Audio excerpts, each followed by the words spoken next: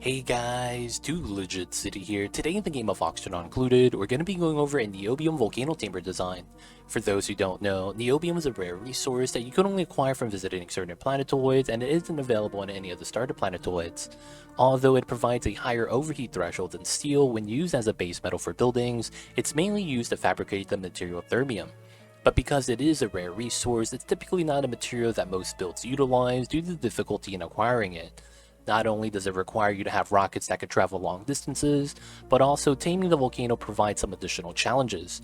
The main issue with niobium is that it solidifies at a very low mass. Specifically, it becomes a diggable tile if its mass is at or above 25 kilograms when it cools down. This means that most builds require a robo miner to mine the tile when it erupts, but I wanted to avoid that since that would cut the mass in half after digging. So I engineered a safe and stable design that doesn't utilize the digging mechanic. Before I get into the design, let's go over the Niobium volcano itself. The volcano has a small window for eruption, where it erupts for a period of about 65 seconds before going idle for around 15 cycles. It's actually not dormant during this time, it's just a big period of idleness. But it does make up for the short eruption period by erupting a whopping amount of 300 kilograms per second of liquid niobium. That's around 10 to 20 times more than the mass produced by any other metal volcano. Niobium in its liquid state has similar characteristics as magma. It's a very viscous liquid, meaning that it accumulates more mass on a single tile before spilling over. This property, along with how it solidifies into a diggable tile at or above 25 kilograms, creates a situation that some players don't know how to deal with. Next, throw in the eruption temperature of 3226 Celsius to top it off, and it becomes a problem, since that melts even steel. So now that you know a little bit about the Niobium volcano, let's go into the Tamer design. Here we have the Niobium Volcano Tamer. Let's watch it in action. We're utilizing the vacuum properties to take advantage of the pitcher pump and bottle emptier. What a lot of people don't know is that you could use the auto sweeper to automatically grab liquids off of the pitcher pump and deliver it to the bottle emptier. The bottle emptier also drips the liquid in small increments in a few kilograms per drop, which is a lot lower than the 25 kilogram limit. This safely lets us solidify the niobium into sweepable debris that we could run in a normal steam turbine aqua tuner setup. We use the corner sweeping method to move it onto the rail and cool it down. Then we run it through a cold box to get a low output temperature.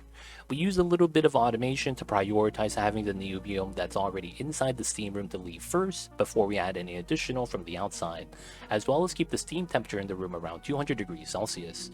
The build is also self-powered after the system is initially primed. Let's get into everything you're going to need to know to build the design. First is going to be materials. You're going to have to choose a raw mineral of your choice. In our case, it's going to be obsidian. Then you're going to need steel, metal ore, refined metal, diamond, and plastic. Plastic is really just going to be for the steam turbine, and if you don't have diamond for the window tiles at the bottom, as that's going to be the only thing made out of diamond, well, as well as the temp shift plates, those are going to be replaceable with steel. You could use steel metal tiles and steel temp shift plates to replace the diamond if you don't have any. You could also substitute the metal ore and refined metal buildings with steel as well. Now, the most important part about this design is going to be the vacuum, this left-hand room right here, what the geyser is. That's going to be important because this allows the pitcher pump and the bottle emptier to have very specific properties. What this allows is that there's going to be no heat transfer from the top and the bottom of the pitcher pump, meaning that you could submerge the roots in very hot niobium and not actually increase the temperature of the building itself. Same thing happens with the bottle emptier. As the contents is holding the 3000 degrees niobium and it's dripping out, the temperature of the building remains unchanged. This is only possible if you maintain a vacuum. So that's really important. Next thing is going to be the auto sweeper. You need to have this within range of the left hand tile of the pitcher pump and the bottom hand tile of the bottle emptier. I also recommend having range to the bottom of the geyser as well, since the automation can disable this while it's holding the niobium, dropping it straight down. This means that you also have to keep this flat, as if this was up vertically, the only way to cool it down is with a U-shaped setup. That means that when you do drop the niobium, it's going to boil your oil, causing a lot of problems.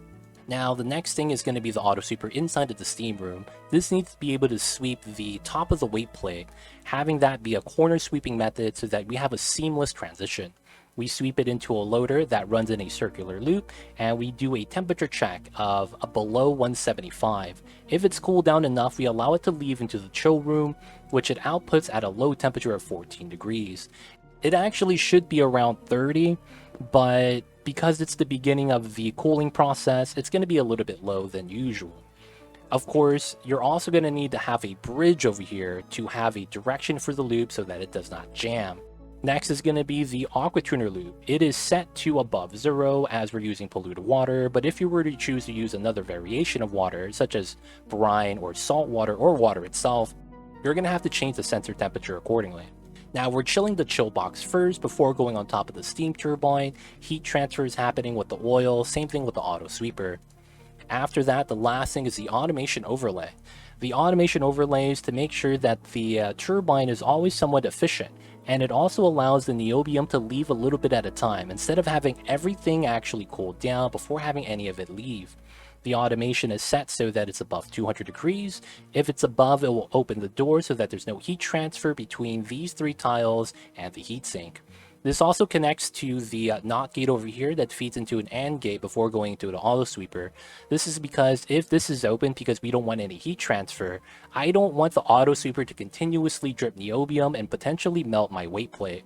There's also an automation on the weight plate so that if there's enough niobium already waiting on this tile, we don't want the auto sweeper again to trip more than necessary. So the weight plate is set to below 200 kilograms, while the thermal check over here inside the steam room is above 200. Of course, there's a NOT gate before going into the AND gate there. After that, this design needs to get primed by running enough power via a power source so that the liquid cooling medium reaches the desired temperature on the sensor and everything it's running over is at the same temperature. Of course, it could also be below. Once you get it to that state, you're also going to want to increase the battery till it's full, add as much juice as you can, and then afterwards you could disconnect that from your power source as it will be self-powered at that point. And that's going to be how you prime the Niobium Volcano Tamer. This design, of course, can be used to tame the other volcanoes, each and every single one of them, but I can't guarantee it's going to be self-powering. Now, before we wrap up, I've heard some of you guys have some issues clearing out the magma around the Niobium volcano because of the asteroid and the presence of magma everywhere and the fact that it's in a vacuum.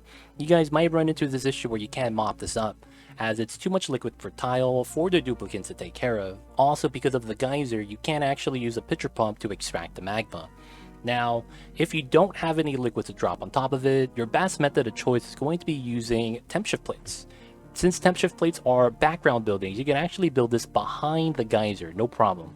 And by building a couple of these behind the geyser, you're actually going to immediately solidify the magma, as it's going to absorb a little bit of the heat, dropping the temperature. Building enough temp shift plates behind it should do the job. Afterwards, you're going to be able to deconstruct and have an easy time playing around with the Niobium volcano. But with that, guys, that has been the Niobium Volcano Tamer design. If you guys have any questions, please leave a comment down below. Hope you guys enjoyed today's video. And of course, don't forget to like and subscribe. Thank you, guys.